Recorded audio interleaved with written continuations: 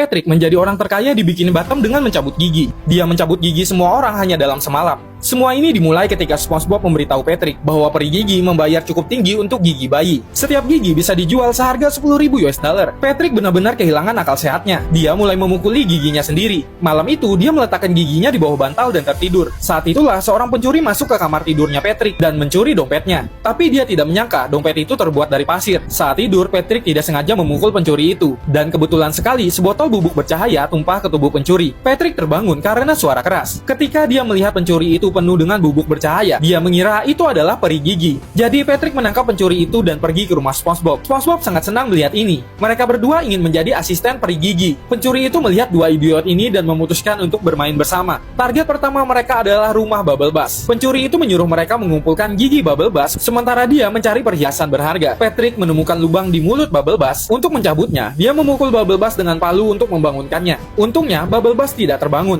Mereka berhasil mencabut gigi itu.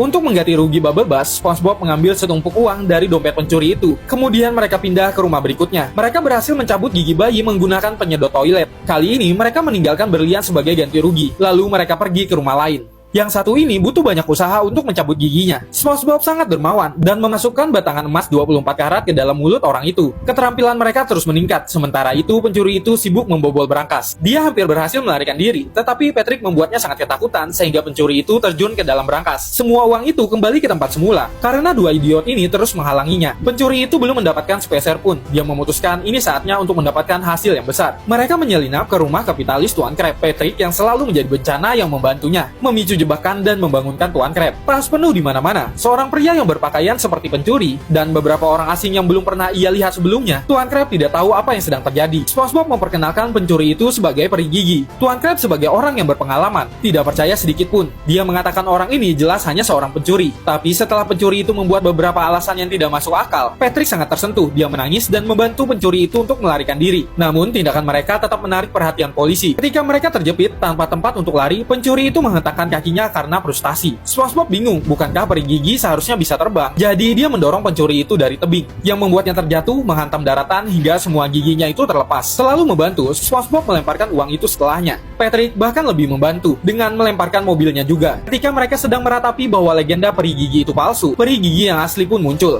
Karena SpongeBob dan Patrick telah mengumpulkan banyak gigi, peri gigi itu memutuskan untuk menjadikan mereka sebagai muridnya. Dia memberikan mereka kemampuan untuk terbang.